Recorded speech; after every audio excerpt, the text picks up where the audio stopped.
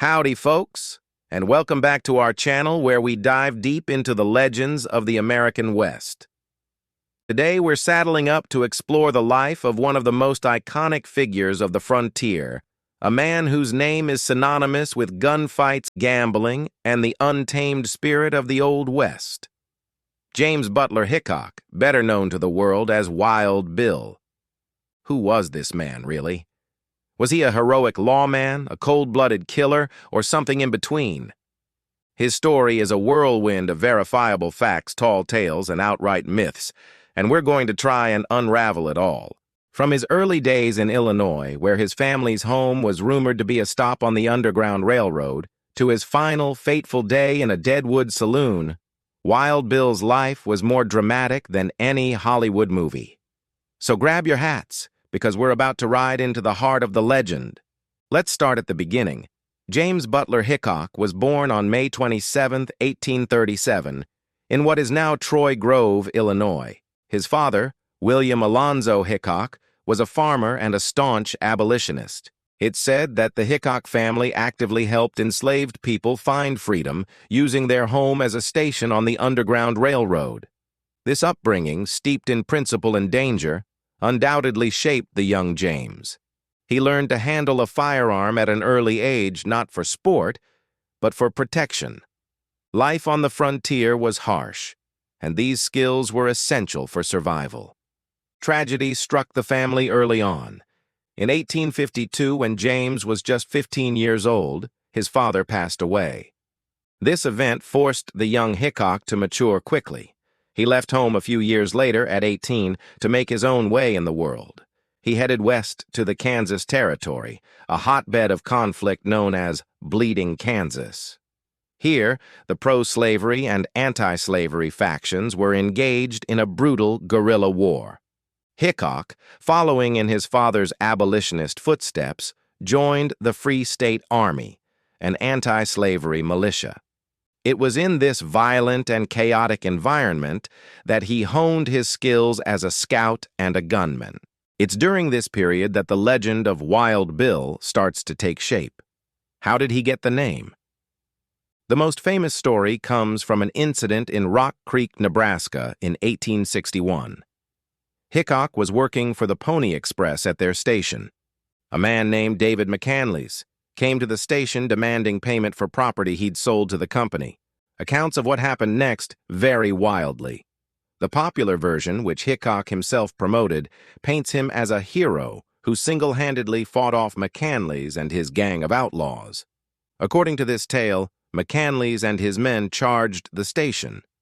Hickok, cool as a cucumber, allegedly took down McCanley's with a single rifle shot from over 75 yards away. He then supposedly drew his revolvers and dispatched two more of the gang members in a flash of gunfire, while another fled. This sensational story was published in an 1867 issue of Harper's New Monthly magazine in an article that catapulted Hickok to national fame. It depicted him as a prince of pistoliers, a knight of the plains who had killed hundreds of men. But what really happened at Rock Creek? The historical reality is far murkier and less glamorous.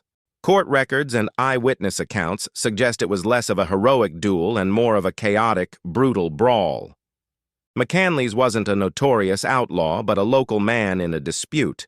It's likely that Hickok didn't face the gang alone. Others at the station, including the station manager's wife, were involved in the fight. Hickok was injured, and McCanley's was killed. But the narrative of him taking on 10 men single-handedly was a fabrication, a piece of self-promotion that stuck. Hickok was tried for the killings but was acquitted on the grounds of self-defense. This event, however embellished, cemented his reputation as a man not to be trifled with and gave birth to the Wild Bill moniker. After the Civil War, where he served as a scout and spy for the Union Army, Hickok's fame continued to grow. He took on roles as a lawman in some of the most notoriously wild cow towns in Kansas, including Hays City and Abilene. As Marshal of Abilene, his job was to keep the peace among rowdy cowboys fresh off the cattle drives, flush with cash and looking for trouble. His methods were direct and often deadly. He had a simple rule for Abilene: no firearms within the city limits. He was known to walk the center of the street, forcing cowboys to either check their guns or face him down. This created a tense atmosphere, but for a time, it worked.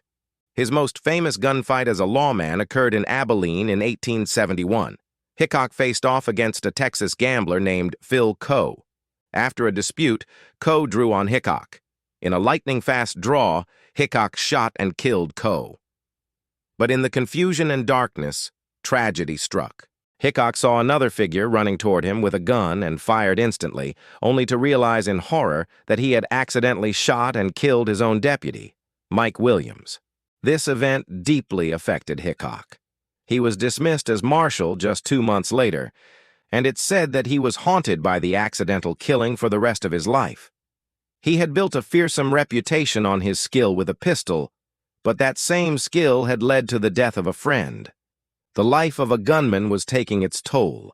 He began to drift, trying his hand at acting in a stage show with his friend Buffalo Bill Cody. But the structured life of a performer didn't suit him. He was a man of action, not of lines and scripts. He was often bored, sometimes drank too heavily, and occasionally fired his pistols, loaded with blanks, a little too close to the other actor's legs for comfort.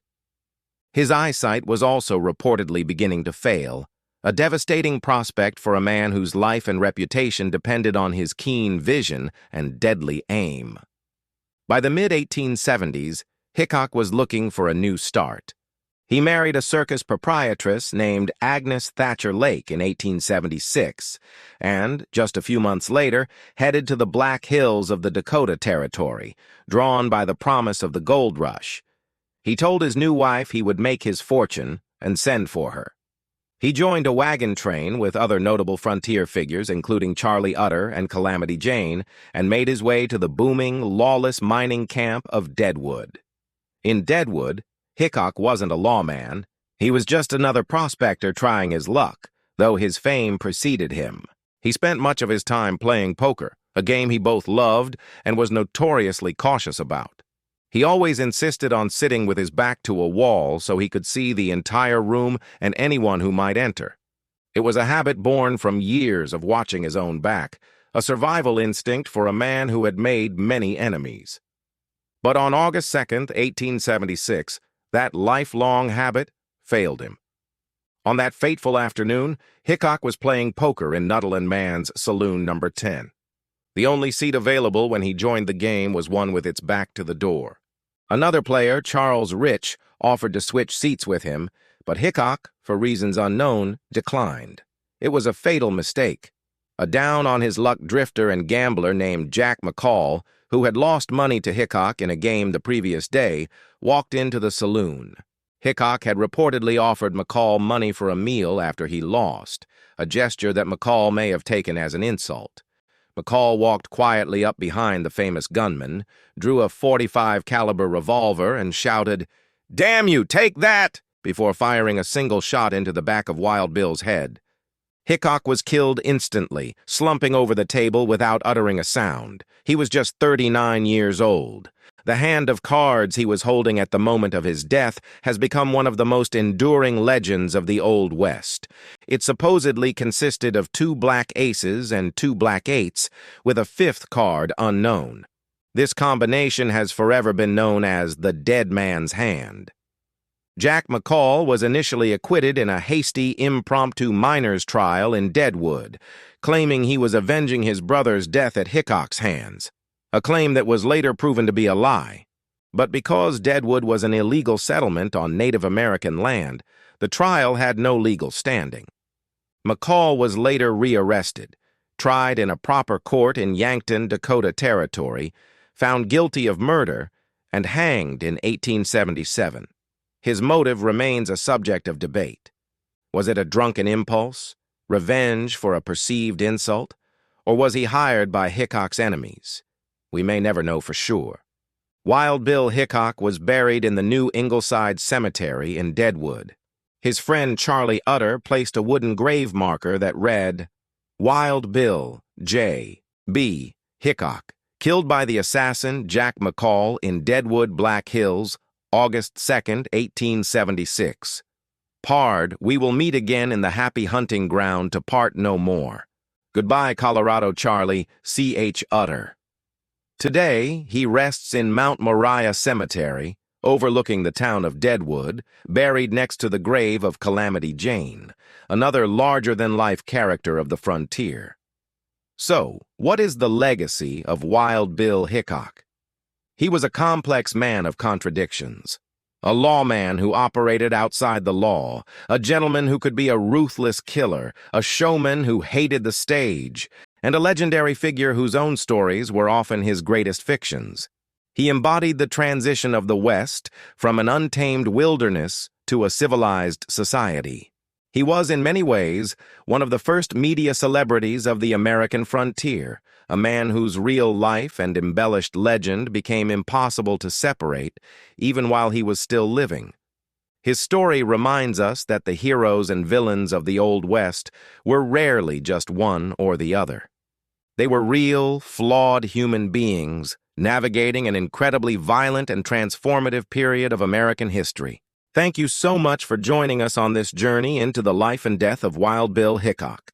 If you enjoyed this dive into history, please give this video a thumbs up and let us know in the comments which figure from the Old West you'd like us to cover next.